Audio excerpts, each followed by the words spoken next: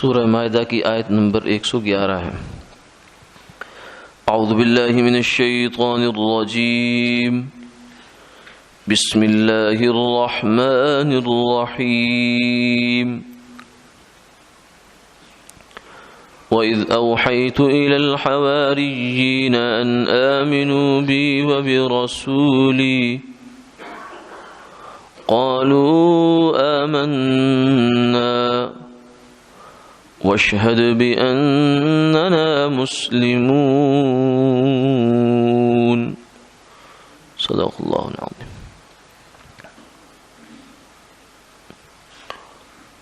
اور یاد کرو اس وقت کو جب میں نے دل میں ڈال دیا حواریوں کے کہ ایمان لاؤ مجھ پر اور میرے رسول پر، تو کہنے لگے ہم ایمان لائے اور آپ گواہ رہیں کہ ہم فرما بردار ہیں۔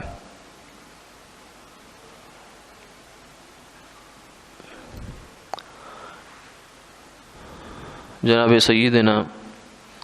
عیسیٰ علیہ السلام پر اللہ کی جانب سے انعامات کا تذکرہ چل رہا ہے،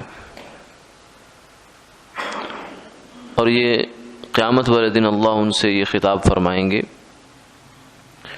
تو ان انعامات میں سے جیسا کہ آگے آ رہا ہے، کچھ انعامات ظاہری ہیں اور کچھ انعامات باطنی ہیں۔ نبی دنیا میں جو تشریف لاتے ہیں وہ اس لیے لاتے ہیں کہ ان سے ہدایت خلق کا، مخلوق کی ہدایت کا کام لیا جاتا ہے۔ ان کو بھیجا جاتا ہے کہ جاؤ، جا کر میرے بندوں کو سمجھاؤ اور میرا راستہ ان کو دکھاؤ، کیونکہ وہ بھٹک گئے۔ مجھ سے وعدہ کر کے آئے تھے، میں نے ان سے پوچھا تھا اس وقت، وَإِذَا أَخَذَ رَبُّكَ مِن بَنِي آدَمَ، کہ اللہ تعالیٰ نے بنو آدم سے یہ وعدہ لیا تھا کہ أَلَسْتُ بِرَبِّكُمْ، کیا میں تمہارا خدا نہیں ہوں؟ قالوا بھلا، اور سب نے کہا تھا بیک زبان کہ بالکل آپ ہمارے خدا ہیں۔ تو یہ جو میرا خدا ہونا ہے، میرا بندہ ہونا ہے، یہ بھول چکے ہیں، یہ سمجھتے ہیں کہ ہم آزاد ہیں۔ أَفَحَسِبْتُمْ أَنَّمَا خَلَقْنَاكُمْ عَبَثًا أَيَحْسَبُ الْإِنسَانُ أَن يُتْرَكَ سُدًى، انسان یہ سمجھتا ہے کہ اسے بیکار چھوڑ دیا جائے گا، آزاد معطل چھوڑ دیا جائے گا۔ نہیں، وہ بیکار پیدا ہوا ہے، نہیں، بلکہ اس کے پیدا کرنے کا ایک مقصد ہے، وَمَا خَلَقْتُ الْجِنَّ وَالْإِنسَ إِلَّا لِيَعْبُدُونَ، وہ یہ ہے کہ میری عبادت کرو۔ تو انبیاء علیہ السلام انسانوں کو اس بات کی یاد دہانی کرانے کے لیے تشریف لاتے ہیں کہ تم نے اللہ سے ایک وعدہ کیا ہے، اس دنیا میں آنے سے پہلے ایک وعدہ کر کے آئے ہو کہ اللہ تجھے مانیں گے، تیرے احکامات کی پیروی کریں گے۔ تو اب اس وعدے کے ماننے کا وقت ہے، مانو۔ یہ ایسے ہی ہے جیسا کوئی آدمی کہیں اس نے کوئی معاہدہ کیا ہو، زبانی یا تحریری، لیکن بعض دفعہ اس انسان کو وہ وعدہ یاد ہوتا ہے، بعض دفعہ نہیں بھی یاد ہوتا۔ تو جب یاد ہو تو پھر تو آرام سے اس کو خود ہی پتہ چل جاتا ہے، ہلکا سا اس کو بس یاد دہانی کرنی پڑتی ہے۔ اور کئی دفعہ ایسا ہوتا ہے کہ بندہ وعدہ کر کے واقعتاً بھول چکا ہوتا ہے، معاہدہ لکھا، تحریر لکھی گئی، بھول گیا، دراز میں رکھی رہی ہے، فلاں فلاں، پتہ ہی نہیں چلا، بعد میں لا کر اس کو دکھائی جاتی کہ یہ ہے تمہاری تحریر، کہ یہ آپ نے لکھا تھا۔ تو ایسے ہی یہ جو عہد الست ہم دے کے دنیا میں آئے ہیں، اللہ سے وعدہ کر کے آئے ہیں، اس کے ربوبیت کا اقرار کر کے آئے ہیں، یہ وعدہ اکثر و بیشتر ہمیں یاد نہیں ہوتا، لیکن یہ ہماری فطرت میں موجود ہے۔ اس لیے جب نبی کی دعوت یا کسی بھی نبی کے نمائندے کی دعوت، ان کے جو آگے جانشین ہیں ان کی دعوت ہم تک پہنچتی ہے اور اللہ کا پیغام پہنچتا ہے، تو انسان کے دل سے آواز نکلتی ہے، وہ تصدیق اس چیز کی ہوتی ہے کہ وہ کسی سنی ہوئی آواز کو دوبارہ سنتا ہے، اس لیے وہ اندر سے انسان اس کو مانتا ہے۔ ایمان اندر سے ماننے کا نام ہے، زبان سے ماننے کا نام ایمان نہیں ہے۔ تو جو اندر سے وہ آواز اس آواز کے ساتھ آپس میں مل جاتی ہے تو اس سے ایمان بن جاتا ہے۔ تو انبیاء علیہ السلام جو ہے وہ یہ دعوت لے کر آتے ہیں، ان کا مقصد زندگی کا یہ ہوتا ہے کہ لوگ اللہ کو ماننے والے بن جائیں، جاننے والے بن جائیں، اور اللہ کی ماننے والے بن جائیں۔ تو اس لیے لوگ جب ایمان لاتے ہیں تو ان کو خوشی ہوتی ہے، یہ ان کے لیے ایک بڑی نعمت کی بات ہوتی ہے، انبیاء علیہ السلام کے لیے۔ اور جب ایمان نہیں لاتے ان کے جو مخاطب قومیں ہوتی تو ان کو بڑا رنج ہوتا ہے، بڑا افسوس ہوتا ہے، بڑا دکھ ہوتا ہے، بڑی تکلیف ہوتی ہے حالانکہ ہم عام انسان جو ہے انہیں اس سے کوئی زیادہ فکر نہیں ہوتی کہ کوئی کافر مر گیا یا کوئی مسلمان ہو کے مر گیا، وہ کہتے ہیں ٹھیک ہے ہر کسی نے اپنی اپنی قبر میں جانا ہے، ہمیں کسی کی کیا فکر، اپنی نبیڑ تو، تجھے پرائی کی کیا پڑی تو اپنی نبیڑ تو۔ عام انسانی مزاج یہ ہے، لیکن انبیاء علیہ الصلوۃ والسلام جو ہے ان کا مزاج کچھ اور ہوتا ہے، وہ تو آتے ہی پرایوں کی فکر کرنے کے لیے ہیں، اپنی تو وہ نبیڑے ہوئے ہوتے ہیں۔ اللہ تعالیٰ نے پہلے قدم پر نبی جو ہے وہ اپنی ذات میں کامل مکمل اکمل ہو کے آتا ہے، وہ تو لوگوں کی تکمیل کے لیے تشریف لاتے ہیں، تو اس لیے لوگوں کا ایمان لانا ان کے لیے بڑا ہی فرحت کا اور بڑی ہی بشاشت اور خوشی کا باعث ہوا کرتا ہے۔ سرکار دو عالم صلی اللہ علیہ وسلم کی زندگی میں بھی سیرت طیبہ میں ہمیں اس کے واقعات ملتے ہیں، اور جو کوئی ایمان نہیں لاتا تو اس پر آپ کڑتے بھی تھے۔ فلا تکن فی صدری کا جو ہے فرمایا کہ اپنے دل میں حرج اور تنگی آپ نہ پائیں ان کی وجہ سے، اگر یہ ایمان نہیں لاتے، آپ نے ان کو ڈرا دیا، سمجھا دیا، اپنا حق ادا کر دیا، اب ان کے اوپر چھوڑ دے معاملہ، لیکن اگر ایمان لے آئیں تو خوشی ہوتی ہے۔ تو اس لیے عیسیٰ علیہ السلام کو اللہ تعالیٰ نے یہ ایک بطور نعمت کی یہ بات دلائی ہے، یاد دلائی ہے۔ یعنی ویسے تو نعمت تو جو ایمان لاتا ہے اس کے لیے ایمان، براہ راست جو ایمان نعمت ہے وہ ایمان لانے والے کے لیے ہے، کیونکہ وہ اپنا انجام اور عاقبت سنوارتا ہے، نہیں لائے گا تو آگے جا کے جوتے کھائے گا، عذاب پڑے گا اس کو، اس لیے نعمت اس پر ہے، جس کے کہنے پر اس نے ایمان لایا اس کے لیے براہ راست وہ نعمت نہیں ہے۔ لیکن انبیاء علیہ السلام کے لیے یہ چونکہ بہت بڑی ایک کامیابی کی بات ہوتی ہے، بڑی خوشی کی بات ہوتی ہے، اس لیے اللہ تعالیٰ نے عیسیٰ علیہ السلام کو یہ بھی نعمت کے طور پر بات گنوائی کہ جب آپ نے دعوت دی تھی بنی اسرائیل کو تو کچھ لوگوں کے دل میں ہم نے ڈال دیا، اذ اوحیت، میں نے دل میں بات ڈالی تھی ان حواریوں کے، ان آمنوا بی و برسولی، مجھ پر بھی ایمان لاؤ اللہ پر، اور میرے یہ جو رسول ہے سیدنا عیسیٰ علیہ السلام ان پر بھی ایمان لاؤ، ان کو بھی اللہ کا فرستادہ اور سچا پیغمبر مانو۔ تو یہ بات میں نے ان کے دل میں ڈالی،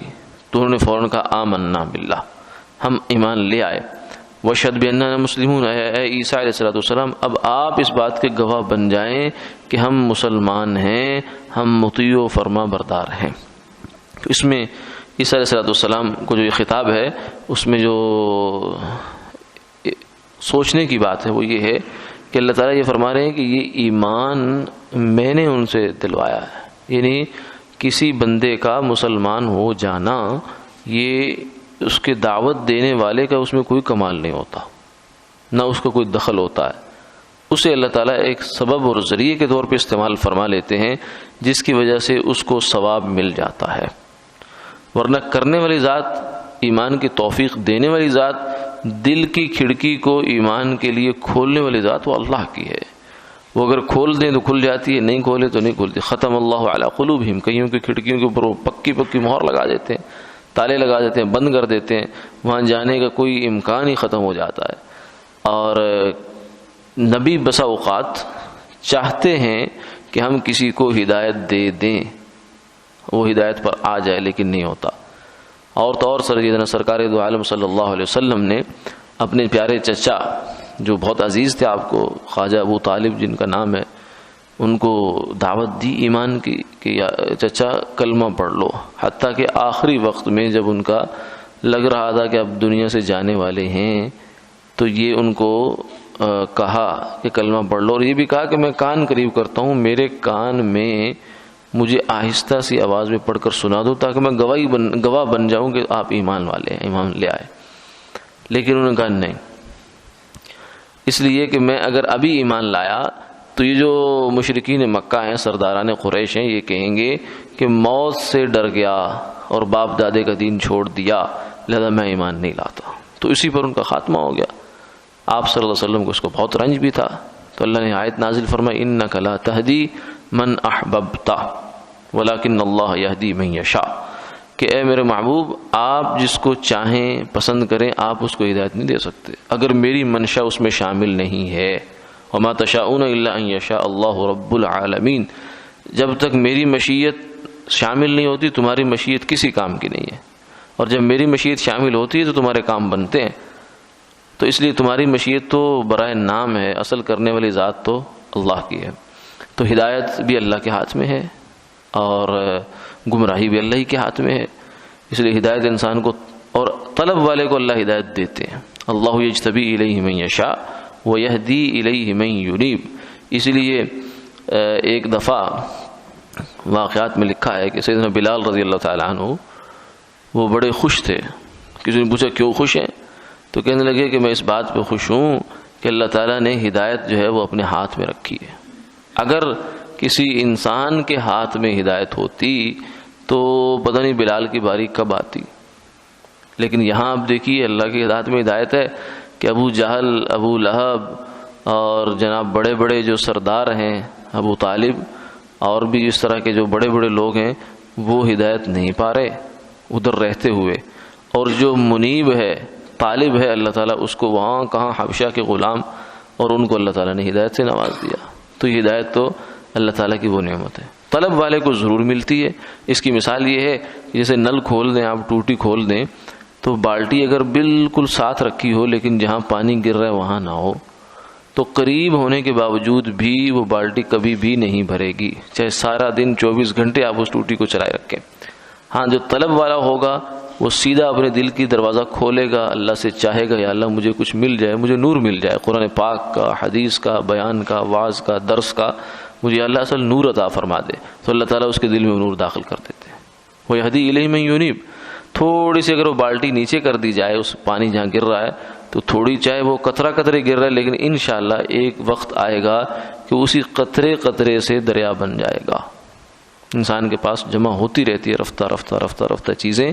جس سے اس کے ایمان کی سطح بلند ہوتی رہتی ہے اور وہ مکمل طور سے ہدایت یافتہ ہو جاتا ہے۔ تو انابت والے کو، طلب والے کو اللہ تعالیٰ ضرور ہدایت عطا فرماتے ہیں۔ تو یہاں بھی یہ انعام کرتے ہوئے اس بات کی طرف اشارہ کیا کہ اے میرے محبوب، اے میرے پیغمبر، آپ یہ نہ سمجھیے کہ یہ آپ کا کوئی کمال ہے، کمال اللہ کا ہے۔ ظاہر ہے کہ انبیاء علیہ السلام تو اللہ کی بہت معرفت رکھتے ہیں، ان سے تو یہ تصور نہیں ہو سکتا کہ وہ یہ سمجھیں گے۔ اصل سبق تو ہمارے لیے کہ ہمارے کہنے سننے سے اگر کوئی بندہ نمازی بن گیا، کوئی ہدایت پر آ گیا، کسی نے گناہ چھوڑ دیا، کسی کی زندگی میں کوئی تبدیلی آ گئی، کوئی اللہ اللہ کرنے لگ گیا، اللہ والا بن گیا، تو اس کو ہم اپنا کمال نہ سمجھیں، اس لیے کہ یہ ہدایت پر لانا، سیدھے راستے پر کھڑا کرنا، یہ ہمارا کوئی کمال نہیں ہے۔ ولیکن اللہ یہدی من یشاء، اللہ جس کو چاہتے ہیں ہدایت دیتے ہیں۔ یہاں بھی اسی چیز کو بیان فرمایا کہ اے میرے پیغمبر عیسیٰ علیہ السلام کہ ہم نے یہ کیا، حواریوں کے دل میں یہ بات ہم نے ڈالی کہ ایمان لے آؤ، چنانچہ وہ فوراً ایمان لے آئے، اور انہوں نے پھر آپ کو گواہ بنایا کہ آپ گواہ ہو جائیں کہ ہم فرما بردار ہیں۔ یعنی ایمان کے بعد اگلا کام ہے، ایمان ہے اللہ کو ماننا، اور اسلام ہے اللہ کی ماننا۔ تو ایمان کے بعد انہوں نے یہ بھی اقرار کیا کہ اب آپ کی مانیں گے، اسلام لائیں، یعنی آپ کی فرما برداری اور اطاعت کا عہد بھی کرتے ہیں۔ وآخر دعوانا الحمدللہ۔